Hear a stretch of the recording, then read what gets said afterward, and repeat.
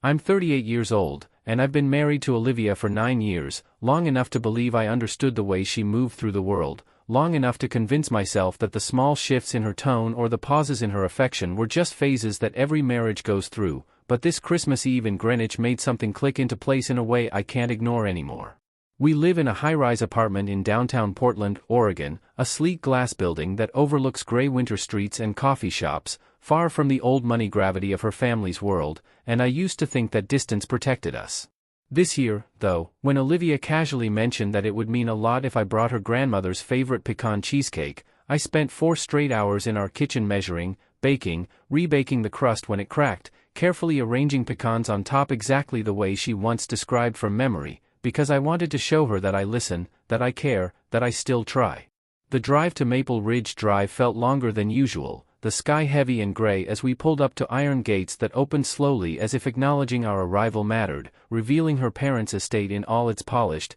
inherited glory, tall white columns, professionally arranged wreaths, lights wrapped perfectly around trimmed hedges, and a line of luxury cars already parked in the circular driveway. The house doesn't just suggest money, it announces generations of it, the kind that doesn't need to explain itself. The moment Olivia stepped out of the car, something in her shifted so quickly it almost made me dizzy. Her posture straightened, her smile widened into something bright and theatrical, and her laugh became louder, lighter, almost rehearsed. She rushed toward her mother, Diane, arms stretched wide in an exaggerated embrace, then spun toward her sister Chloe with a squeal that echoed across the stone steps. Watching her, I felt like I was seeing a version of my wife that only exists within these gates. Inside, the house smelled of catered appetizers and expensive candles, the marble floors reflecting the chandelier light in a way that made everything feel staged. I carried the cheesecake carefully, waiting for someone to notice, to ask about it, to acknowledge the effort, but it was quickly handed off to a catering assistant without so much as a comment.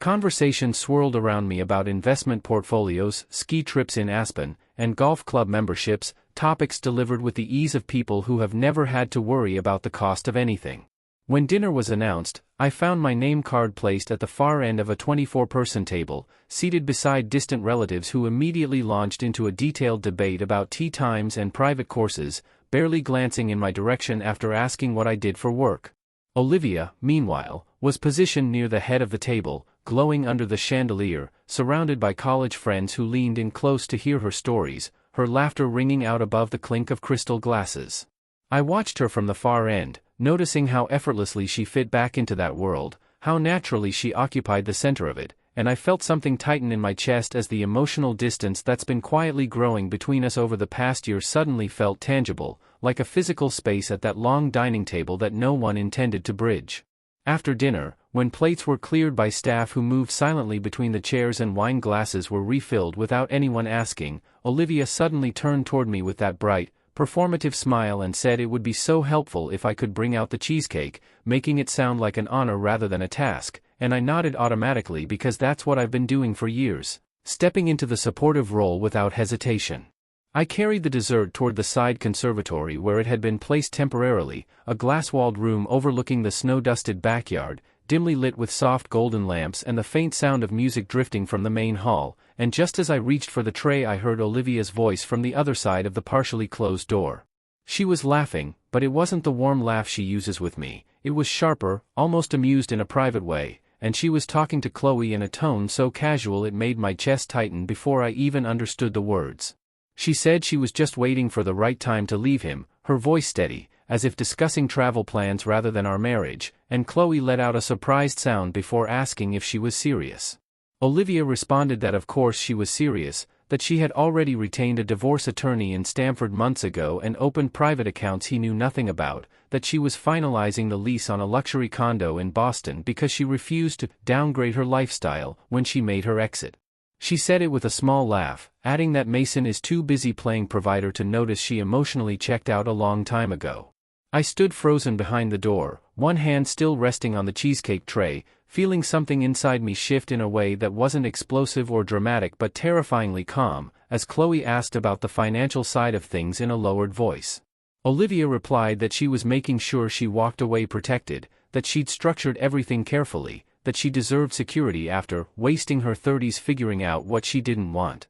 There was no anger in her voice, no sadness, just calculation, like she was reviewing a checklist. In that moment, 9 years of marriage collapsed into a strategic timeline I had never been invited to see. Numbers started lining up in my head with cruel clarity, details I had once considered acts of love now rearranging themselves into evidence of my own blindness. I paid off her $52,000 MBA loan because she said the debt felt suffocating and I wanted her to feel free to chase her ambitions. I invested $18,000 into her event planning startup when she swore it just needed a little runway, even though it folded quietly within a year. I covered nearly every household expense while she found herself, telling friends she was exploring her passions while I worked late, believing we were building something together. Standing there in that conservatory, hearing her reduce me to a predictable paycheck in her exit strategy, I didn't feel rage the way I thought I would if betrayal ever came. I felt cold clarity, like a fog had finally burned off to reveal a landscape I should have recognized months ago.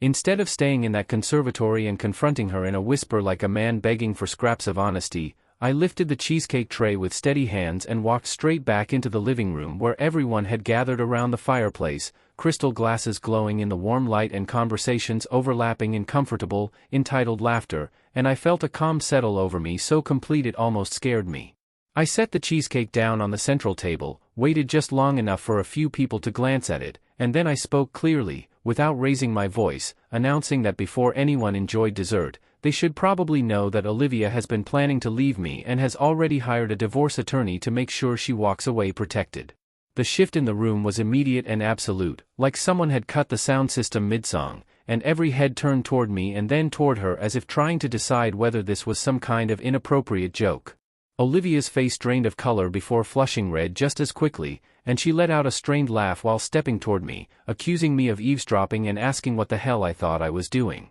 I didn't look at her when I answered. I repeated her words exactly as she had said them, that she was waiting for the right time to leave him, that she had retained a divorce attorney in Stamford, opened private accounts, finalized a luxury condo lease in Boston, and that Mason is too busy playing provider to notice she emotionally checked out months ago. Each phrase landed in the silence with a precision that made it impossible to dismiss as misunderstanding. Her father, Gregory Hayes, who had been standing near the mantel with a glass of scotch, straightened slowly and demanded to know whether any of that was true, his voice carrying the kind of authority that usually controls boardrooms and family disputes alike. Olivia stumbled over her response, saying she was just venting to Chloe, that I had taken things out of context, that couples go through phases and she was overwhelmed, but her composure had cracked and everyone could see it. I spoke again, still measured, outlining the details she had shared so casually minutes earlier, the attorney already retained, the condo lease nearly finalized, the careful financial separation designed to ensure she walked away with security, and I watched as confusion turned into scrutiny on the faces around us. One of her aunts muttered something about integrity. Her grandmother, sitting upright in an armchair with a blanket across her lap, called the situation dishonorable in a tone sharp enough to cut through the tension, and the room that had once felt like a stage built for Olivia's performance now felt like a courtroom where she stood exposed under the same chandelier she had been glowing beneath an hour earlier. Olivia turned on me fully then, accusing me of humiliating her in front of her family, her voice shaking with a mix of anger and panic, insisting that I had no right to air private conversations like this. I finally looked at her and told her that she had every intention of humiliating me with divorce papers when it suited her financially, that she had simply hoped to control the timing, and that if she was waiting for the right time to leave, then that time was now. The silence that followed was heavier than anything I had felt all night, and for the first time since we arrived, I was no longer invisible at the far end of the table but standing plainly in the center of a truth she could no longer manage or soften. Olivia tried to regain control of the narrative by lifting her chin and saying that she has been unhappy for 2 years, that this wasn't sudden or calculated but the result of a slow emotional decline that I supposedly refused to see, and for a brief second I could sense a few people in the room wanting to cling to that explanation because it sounded softer, more socially acceptable than secret attorneys and hidden accounts. I let her finish without interrupting, then I reached into the inside pocket of my jacket where I keep folded documents when I travel, not because I had planned this scene but because I handle most of our finances and habit makes me carry records, and I calmly reminded her, and everyone listening, that 2 years ago I wired $52,000 to clear the remainder of her MBA debt so she could feel unburdened and free to pursue whatever future she wanted. I explained that the following spring I signed the lease and funded the boutique office rental for her event planning venture, $18,000 paid up front because she said having a physical space would legitimize her brand and attract higher-end clients, and I never once complained when the clients never came and the space quietly emptied. I added, without raising my voice, that I also covered $6,500 for Chloe's destination engagement trip because Olivia told me family matters and she didn't want her sister to feel limited by budget, and I said that I was happy to do it at the time because I believed supporting her family was part of supporting her. The words didn't come out bitter, they came out factual, like numbers read from a ledger, and that made them heavier. The reaction in the room shifted so quickly it was almost visible, like air pressure changing before a storm. Several relatives looked at each other in surprise, clearly unaware that I had financed things they likely assumed came from family accounts, and I saw Chloe's expression flicker between defensiveness and discomfort as the mention of her engagement trip settled into the silence. Olivia's face lost its righteous anger and turned into something tighter, more exposed, because the timeline she had offered did not align with the support she had accepted. If she had truly been unhappy for 2 years, then that meant she had allowed me to eliminate her debt, bankroll her business, and subsidize her sister's celebration, all while privately consulting an attorney and planning an exit strategy. Her mother, Diane, who had earlier greeted her with theatrical affection, now looked down at her hands with a kind of restrained embarrassment, as if recalculating not only her daughter's story but her own role in it, and her father stepped forward again, his jaw set, saying in a controlled but unmistakably disappointed tone that if Olivia felt trapped or unfulfilled, the honorable thing would have been to address it directly rather than orchestrate a financial cushion behind my back. He called the behavior cowardly, and the word hung there longer than any of my accusations had. Olivia's composure fractured completely then, and she accused me once more of turning her family against her, of weaponizing money to make myself look virtuous, but even she seemed to hear how thin that sounded against the documented reality. She grabbed her coat and declared she was leaving, only to freeze a second later when she realized she didn't have the car keys because I had driven us from Portland, and that small practical detail seemed to underline the larger truth of the night in a way nothing else could. Chloe quickly stepped in, offering to take her, guiding her toward the door with hurried whispers while the rest of the family stood in a stunned, uncomfortable quiet that no one attempted to fill. The grand Christmas gathering that had begun with catered appetizers and confident laughter dissolved into a heavy stillness, the glow of the tree lights suddenly feeling artificial against the exposed fractures in the room. Gregory insisted that I not drive back to Portland that night and instead stay in the guest cottage on the edge of the property, a smaller but still immaculate building overlooking the frozen lawn, and I accepted because the idea of sitting beside Olivia in silence for 3 hours felt more exhausting than the confrontation itself. The cottage was quiet in a way the main house had not been, the kind of controlled stillness that follows a storm, and I sat on the edge of the bed still wearing my dress shirt when my phone began lighting up almost immediately. The first message from Olivia read, "You humiliated me," followed seconds later by "You had no right," and then "We can fix this," as if outrage and reconciliation were interchangeable tools she could deploy depending on which one gained traction. I watched the typing indicator appear and disappear over and over again, and more messages followed in rapid succession, her tone shifting with each one, first wounded, then indignant, then almost pleading. She wrote that I blindsided her, that bringing it up in front of her family was cruel, that I had turned a private frustration into a public spectacle, and when I did not respond the blame began to slide in more clearly. "You were emotionally distant," she said, as though that alone justified consulting an attorney in secret, and then, "If you had paid more attention, we wouldn't be here," reducing months of calculated planning into my alleged inattentiveness. I read every word without replying, noticing how none of her messages denied the lawyer, the condo, or the accounts, how the argument had shifted entirely to my delivery rather than her actions. A few minutes later Chloe called, her voice sharp and defensive, accusing me of cruelty, insisting that sisters talk and that venting does not equal intent, that I had deliberately chosen the most damaging moment possible to expose Olivia.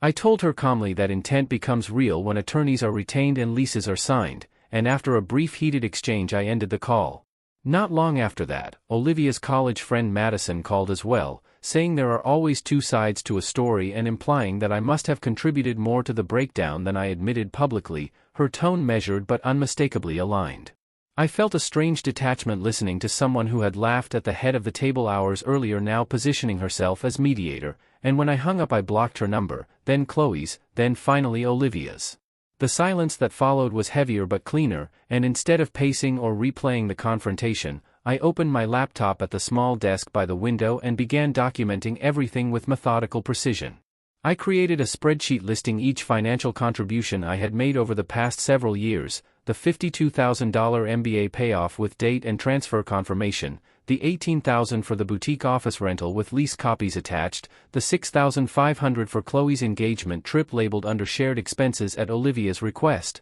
along with the monthly breakdown of household costs I had covered while she explored career changes. In a separate document, I outlined the timeline of her emotional withdrawal as I had experienced it, noting when she began sleeping later, traveling alone more frequently, guarding her phone, and distancing herself from long-term plans, and I included a detailed account of the statements I overheard in the conservatory, specifying that they were made in Chloe's presence within earshot of others nearby. By the time the clock edged past 2 in the morning, the chaos of the evening had been distilled into organized rows and timestamps, and for the first time since hearing her laughter through that glass door, I felt something solid beneath my feet. When morning light filtered through the curtains, I did not check my blocked messages or reconsider my decision. Instead, I searched for and contacted a divorce attorney before breakfast, choosing clarity over confusion and documentation over argument. Within 3 days of that Christmas Eve, the paperwork was no longer theoretical or whispered about behind glass doors. It was formal, filed,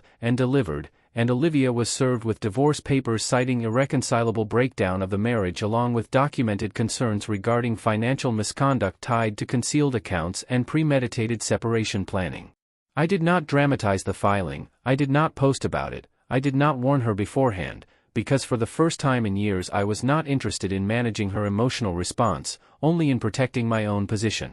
When she called me after being served, her voice carried a kind of stunned disbelief that almost sounded like she had misread the situation entirely, as if she had assumed the exposure at Christmas was an emotional outburst rather than a line drawn. She said she did not think I would actually follow through, that she thought I was just hurt and reacting, and beneath that I could hear the unspoken expectation that I would cool off, apologize for embarrassing her, and return to the familiar role of provider trying to win back affection. I told her calmly that all communication from this point forward would go through our respective attorneys and that there was nothing further to discuss directly. The shift in her tone was immediate and layered, first softening into something almost pleading as she said we were moving too fast, that 9 years deserved more than paperwork, then pivoting toward guilt by saying I was dismantling a life we had built over one overheard conversation, and finally sharpening into anger when she realized none of those approaches altered my response. She accused me of being vindictive, of trying to destroy her reputation with her family, of escalating unnecessarily,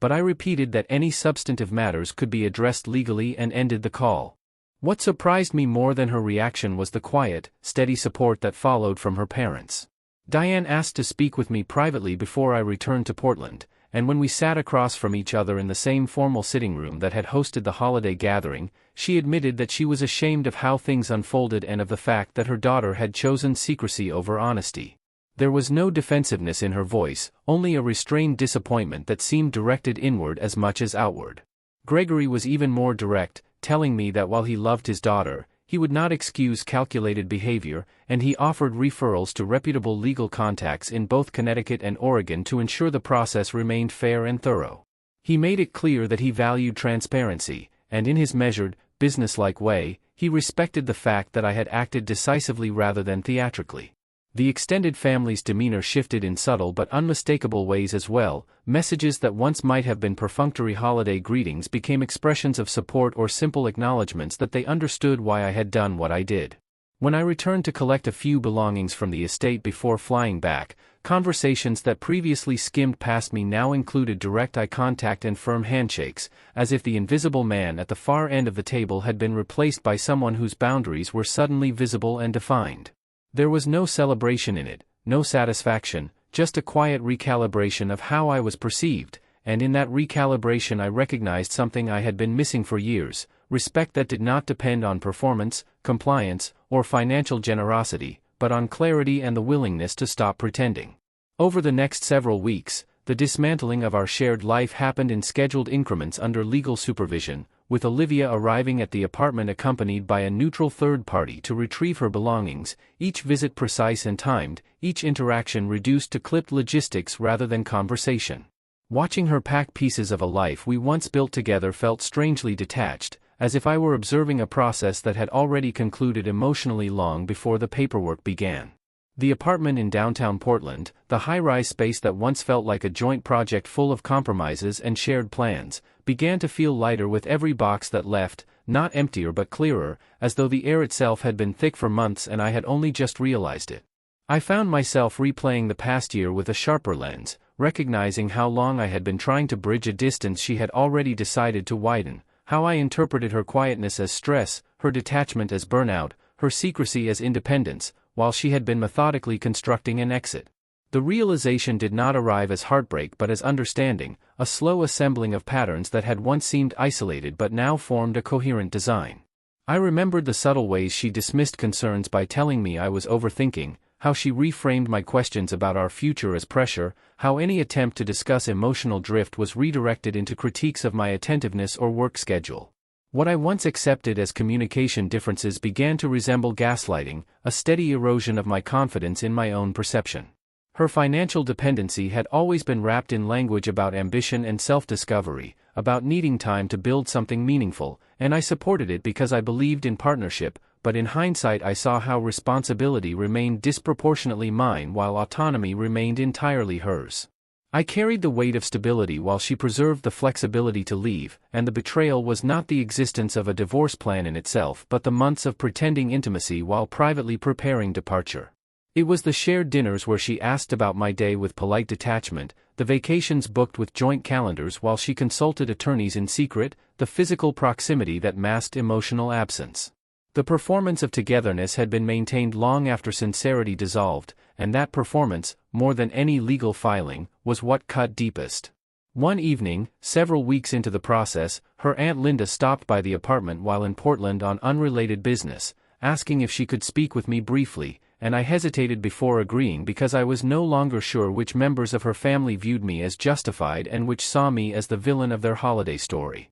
She sat across from me at the kitchen counter that now held fewer shared objects and told me plainly that what I did that night was not cruel but honest, that exposing a concealed plan in the presence of witnesses was not humiliation but transparency, and that I had given Olivia clarity she never intended to give me. Hearing that from someone within her own family shifted something fundamental in me, reframing the confrontation not as retaliation but as alignment between truth and timing. I had not orchestrated a spectacle, I had refused to participate in a staged version of my own life. As the weeks passed and the apartment continued to empty of her belongings, I began to feel not abandoned but reclaimed, aware that I had been negotiating against a script I did not know existed and that stepping out of it was the first unscripted decision I had made in a long time. Late one night, long after the legal exchanges had settled into their predictable rhythm and the apartment had grown quiet enough that I could hear the faint hum of the city below my windows, my phone lit up with a message from an unknown number, and I knew before opening it that it was her. The text was short, almost deceptively simple: "We took vows."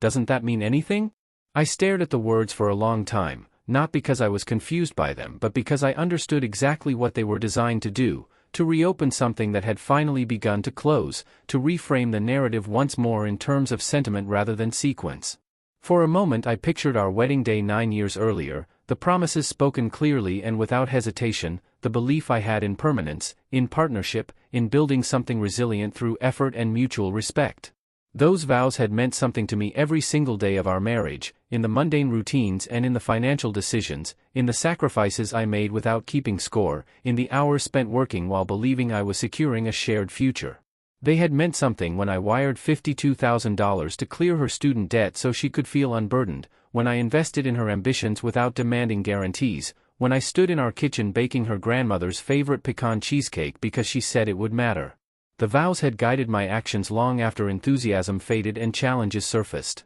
I typed a single response: "They did to me." I did not elaborate at first, but then I added one more line, measured and calm, reminding her that while I was baking for her grandmother, she had already retained a divorce attorney and begun planning her exit, that vows require presence and honesty, not parallel strategies concealed behind polite conversation.